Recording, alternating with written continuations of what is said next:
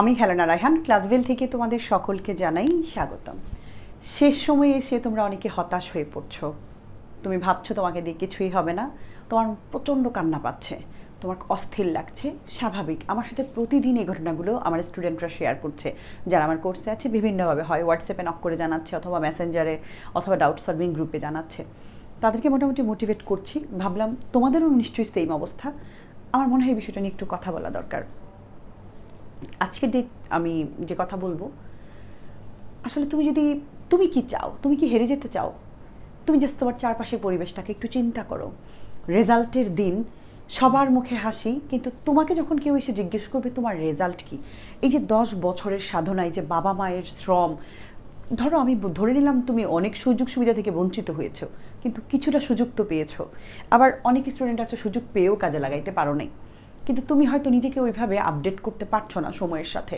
সব কিছু মিলিয়ে পড়াশোনা করো নাই, বা করেছো বা করলেও এই মুহূর্তে এসে রিভিশন দিচ্ছ না, হাল ছেড়ে দিচ্ছ।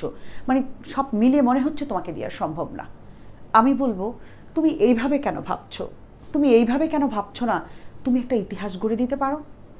সত্যিই পারো। আমি আমার কোর্সের গত বছরের 2টা মেয়ের গল্প বলবো তোমাদের সাথে, আর এই বছর স্টুডেন্ট আছে কতটা স্ট্রাগল করে আমার কোর্সে ওরা এসেছে, এবং ওদের মানে ত্যাগ তুমি দেখলে তুমি বুঝতে পারবা। মানে গল্পগুলো যদি তুমি শোনো, ওদের অবস্থা কোন পর্যায়ে ছিল, এখন ওরা কোন পর্যায়ে আছে।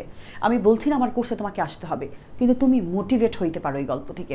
দেখো, 2024-এর 2জন স্টুডেন্ট ছিল। একজন হচ্ছে একজন মাদ্রাসার, একজন স্কুলের যে মেয়েটা সে হচ্ছে বরিশালের, আর যে মাদ্রাসার মেয়েটা সে হচ্ছে সিলেটের মেয়েটা হচ্ছে সাদিয়া। ওর স্কুল, ও হচ্ছে মাদ্রাসার, তো ওর মাদ্রাসার যেই মানে প্রতিষ্ঠা হয়েছে মাদ্রাসা, ওটা সব মিলিয়ে 43 বছরে কোনো দিন কেউ A+ পায়নি, মানে GPA 5 পায়নি, কোনো দিনই কেউ পায়নি। 43 বছরে একটাও আসেনি। আমার কোর্সে ছিল এই মেয়েটা। মোটামুটি বেশ, মানে অবস্থা যে অনেক ভালো সেরকম ছিল না, কিন্তু মেয়েটা স্ট্রাগল করেছে, প্রচণ্ড পড়াশোনা করেছে, এবং সবশেষে সবাই ভাবতো যে অনলাইনে কোর্স করে কি আর কেউ কিছু করতে পারে, ওইরকম ওকে বিভিন্ন কথা শোনাইতো। তো যাই হোক, ও ভরসা রেখেছে, ক্লাস করেছে, GPA 5 পেয়েছে। ইতিহাস এটাকে বলে। ইতিহাস মানে এই না যে একদম তোমাকে অনেক টপ হইতে হবে, তোমাকে ফার্স্ট হইতে হবে, বিভাগে হইতে হবে। দেখো, ইতিহাস তুমি গড়ে দিতে পারো, তোমার পরিবারের মধ্যে তুমি ইতিহাস গড়তে পারো, তোমার স্কুলে তুমি ইতিহাস গড়তে পারো, মাদ্রাসায় তুমি ইতিহাস গড়তে পারো, একটা জেলায় ফার্স্ট হয়ে ইতিহাস গড়তে পারো, একটা বিভাগে ফার্স্ট হয়ে ইতিহাস গড়তে পারো। অথচ ইতিহাসের সংজ্ঞা কি তোমার কাছে? যেই জায়গাটা পরিবর্তন করবে, চেঞ্জ করবে, সেটাই ইতিহাস হয়ে যাবে। সো তুমি হার কেন মেনে যাচ্ছ? এমনও হতে পারে তোমার পরিবার থেকে কেউই পড়াশোনা করে নাই, তুমি একমাত্র GPA 5 পাইছো, কেউই আর GPA 5 পায় নাই কখনো, এটাও তো একটা ইতিহাস। তোমার বাবা মায়ের স্বপ্ন পূরণ করলে, এটাও তো একটা ইতিহাস। GPA 5 যে ইতিহাস এমনটাও না, যার অবস্থান থেকে সে তার সর্বোচ্চটা পাইলে সেটাই ইতিহাস। সো তুমি এভাবে কেন চিন্তা করছো না? দেখো, আমি মারিয়ার গল্প বলতে পারি তোমাকে। বরিশালের মেয়েটা, ওর টিচাররা ওর সাথে কথা পর্যন্ত বলে নাই ও কেন অনলাইনে কোর্স করলো।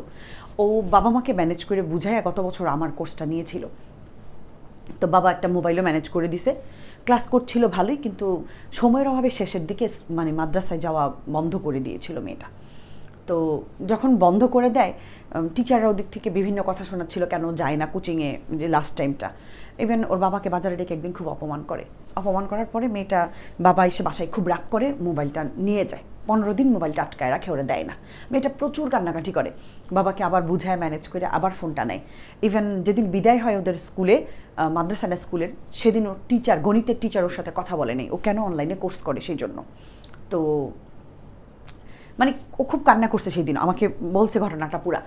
তো খুব কেঁদে কেঁদে বলছে যে ম্যাম আমার সাথে এরকম করছে। তারপরে যাই হোক, আলহামদুলিল্লাহ সময়টা খুব খারাপ গেছে, কিন্তু আলহামদুলিল্লাহ একটা সময় যেদিন রেজাল্ট দেয় GPA 5 পায় মেয়েটা, পরে টিচার, এলাকাবাসী সবাই এসে বাসায় এসে ওকে সংবর্ধনা দিছে, স্কুলেও খুব ভালোভাবেই নিছে। ইভেন ওর বাবা খুব সম্মানিত বোধ করছে। ইভেন পরেও বাবাকে বলছে যে তুমি তো আমাকে আসলে বলছিলা। তো এখন তো এই যে চেঞ্জ, মানে কথা বলে নাই, এখন তারা ফুলের মালা দিতে আসছে। আমি তোমাকে রাহি নামে একটা ছেলের গল্প বলতে পারি। ও হচ্ছে মানে একটু ডিজেবল শারীরিকভাবে, মানে বিশেষ চাহিদা সম্পন্ন বাচ্চা আর কি। ও পরীক্ষা থেকে, ও কথাটা তো বলতে পারে, কিন্তু অত চটপটে না, ধরো তোমাদের মতো অত সব কিছু একটু সময় লাগে ক্যাচ করতে।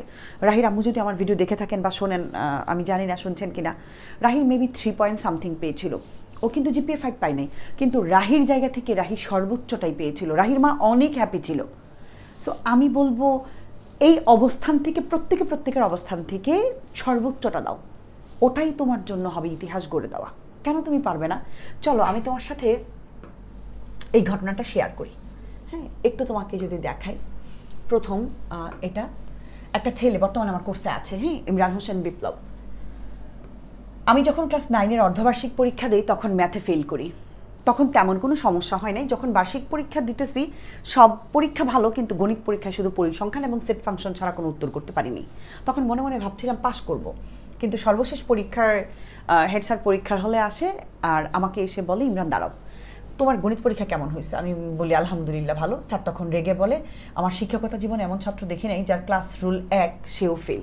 আর কত ধমকি দিছে সবার সামনে। এই খবর বন্ধুবান্ধব প্রতিবেশীর কাছে আসে, আর তাদের সমালোচনা মা বাবা তেমন কিছু বলে নাই। এই যন্ত্রণায় 2 মাস বই কেমন জিনিস ধরি নেই। সামনে প্রিটেস্ট পরীক্ষাও চলে আসছে, কি করব বুঝতে পারতেছি না। তখন মাথায় আসলে অনলাইনে ক্লাস করব। ইউটিউবে এসএসসি বৃত্ত অধ্যায় লিখে সার্চ করি। অনেক প্ল্যাটফর্মে ক্লাস আসে, কিন্তু ক্লাস দেখি ভালো লাগতেছে, চোখে পড়ে ক্লাসভেলের চ্যানেলে যাই, তখন দেখি ক্লাসগুলো অনেক ভালো লাগছে। সিদ্ধান্ত নিলাম ক্লাসভেলে ভর্তি হব। এখন দেখি ক্লাসভেলে ভর্তি ফি 3,490 টাকা। এটা একদম শুরুর দিকের কথা বলছে, যা আমার পক্ষে কোর্স কেনার সামর্থ্য ছিল না। মে মাসে ফসল উঠানোর পর ধান বিক্রি করে কোর্স কিনি, আর প্রাক নির্বাচনী পরীক্ষায় মাত্র 15 দিন বাকি। এখন কি করব? তখন ম্যামকে ফোন দিয়ে উপরের সমস্যাগুলো বলি। আমি ম্যাথে দুর্বল, আমাকে ম্যাথে পাশ করাইয়া দেন ম্যাম। তখন ম্যাম বলে, প্রাক নির্বাচনী সিলেবাসে কি কি অধ্যায় আছে আমাকে অধ্যায়গুলো তুমি বলো। তখন ম্যাম বলে, খাতা কলম নিয়ে বসো। ম্যাম বলে, আমি যা যা বলি তুমি খাতায় লিখো। ম্যাম বলে, আর আমি লিখি, এই অধ্যায়ের এই অনুশীলনীটা, এই অধ্যায়ের এই উদাহরণটা, এটা তুমি করো। 15 দিন শুধু ওইগুলোই করে পরীক্ষায় পাশ করবাই। তখন গ্রুপে যে অঙ্কগুলো ম্যাম বলছে ওই অঙ্কগুলো করি। পরীক্ষার হলে দেখি ম্যাম যেগুলো বলছে সাজেশন দিছে ওইগুলোই আসছে। আমি প্রশ্ন দেখে অবাক। এই পরীক্ষা উত্তীর্ণ হই আমি। গণিতে 19+48, মানে এমসিকিউতে 19 আর 48 পাই, সিকিউতে মোট 67 পাই। আর টেস্ট পরীক্ষায় জিপিএ 4.60 পাইছি। ম্যাম এখন ম্যাথ করতে আর কোনো সমস্যা হয় না। আমি যেন এসএসসি পরীক্ষায় গোল্ডেন জিপিএ 5 পাই, দোয়া করবেন ম্যাম। আমি আপনার কাছে চিরঋণী। প্রথম দিনে 45 মিনিট কথা বলে আমাকে যে সাজেশন দিচ্ছেন এটা ভুলবার নয়। আপনার স্নেহের ইমরান হোসেন বিপ্লব। এই যে একটা ছেলের গল্প তুমি শুনলাও, এখনও আমার কোর্সে আছে। আমার ভিডিও তো দেখে নিয়মিত, হয়তো দেখলে কি কমেন্ট করে আমি জানি না। তো যাই হোক, ওর অনুভূতিটা আমি শেয়ার করলাম। দেখো কতটা স্ট্রাগল করার পরে ধান, মানে টাকা নাই, ধান উঠছে, সেই টাকা দিয়ে কোর্স কিনছে। ও কিন্তু ক্ষতি হয় নাই, আলহামদুলিল্লাহ ভালো হয়েছে। এই যে অনুভূতি, তুমি কিন্তু এটা ও আমাকে লিখে পাঠাইছে, পরে আমি এটা শেয়ার করছি হোয়াটসঅ্যাপে। আমাকে লিখেছিল যে তোমার অনুভূতিটার কি আমাকে লিখেছিল। তো এখন এটা গেল কিছুদিন আগে। আর ইদানিংয়ের একটা ঘটনা শেয়ার করি। এই যে 2 ঘন্টা আগের একটা ডাউট সলভিং গ্রুপে একটা মেয়ে শেয়ার করেছে, আসসালামু আলাইকুম ম্যাম, আমি ক্লাসভেলের বাচ্চা। আমি অনেক স্বপ্ন ও আশা নিয়ে এখানে ভর্তি হয়েছি, এবং ভর্তি হওয়ার পরে আমি আমার অনেক উন্নতি করতে পেরেছি। আমাদের স্কুলে গণিত পরীক্ষা নিয়েছিল রমজানের আগে। আমি আগে পেতাম 20-এর নিচে এমসিকিউতে, কিন্তু এখন আপনার ক্লাস দেখে 26 পেয়েছিলাম। ইনশাল্লাহ আমি আরও ভালো করব। কিন্তু ম্যাম আমি 15 রমজান থেকে অনেক অসুস্থ, সবসময় অসুস্থ থাকি। আচ্ছা যাই হোক, ওর যেই সমস্যাটার কথা বলছে, একটু অসুস্থ আর কি, এটা বলছে। তো এখন লিখতে পারে না। তো আগে জ্যামিতি থেকে 5 মার্কও আনসার করতে পারতো না, কিন্তু এখন 20 মার্ক তোলার মতো যোগ্যতা অর্জন করছে। ঠিক আছে, যাই হোক, আমাকে আমার কোর্সের বাচ্চারা আবার আম্মি জান বলে। আমি আসলে ওদের মাই, আমি আপু হতে চাই না, আমি মাই হতে চাই, যে আমি মায়ের স্নেহে তোমাদেরকে শেখাইতে চাই। তো আমার বাচ্চারা আমাকে খুব ফিল করে। ইভেন একটা মানুষ যখন তার সর্বোচ্চটা দেয়, তখনই তার প্রতি তোমার শ্রদ্ধা, ভক্তি, ভালোবাসা, বিশ্বাস, আস্থার জায়গাটা তৈরি হবে। আমি চেষ্টা করি আমার জায়গাটা, হয়তো 100% পারি কিনা জানি না, মানুষপত্রতে একটু ভুল ত্রুটি হবে, কিন্তু ট্রাই করি সর্বোচ্চটা দেওয়ার। তো সেই হিসেবে বাচ্চারা আর কি আমাকে, যাই হোক, ভালোবাসা বা ওর অবস্থানের কথা বলছে। এই হচ্ছে কথা। তো সুস্থ হয়ে তাড়াতাড়ি হয়তো ফিরে আসবে, এই মানে আবেদন করেছে। তো এখন তোমাকে বলতে চাই, এখান থেকে কিছু শিখো বাবা। হেরে কেন যাচ্ছ? তুমি হারলে তো সবাই হেরে যাবে, তুমি হারলে আমিও তো হেরে যাব। আমি তো তোমার জন্য শ্রম দিয়েছি, এখানে দিয়েছি না বলো? কোর্সে দিয়েছি, বাহিরেও দিয়েছি, ইউটিউবের জন্য নিয়মিত ভিডিও তৈরি করছি। কেন করছি? যাতে তুমি ডিমোটিভেট না হয়ে যাও। স্বপ্ন দেখো, মানুষ তার স্বপ্নের সমান বড়। অনেক বড় স্বপ্ন দেখবা, কাছাকাছিও যেতে পারবা। স্বপ্ন যদি না দেখো, তুমি কি নিয়ে বাঁচবে? কি উদ্দেশ্য করে সামনে এগিয়ে যাবে? তোমার লক্ষ্য কি?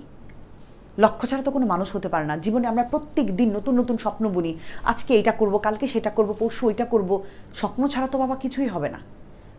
আমি তোমার স্বপ্ন বাস্তবায়নের জন্য যতটুকু সম্ভব কাজ করছি, তুমি যদি সময় দিতে পারো ইনশাল্লাহ ভালো কিছু করো। এখনও কোথায় প্রবলেম আছে বাবা খুঁজে বের করো, অ্যাটলিস্ট ট্রাই করো। চলো আমি তুমি মিলে ইতিহাস গড়ে দিব। ভালো থাকো সবাই, সবার জন্য অনেক অনেক শুভকামনা।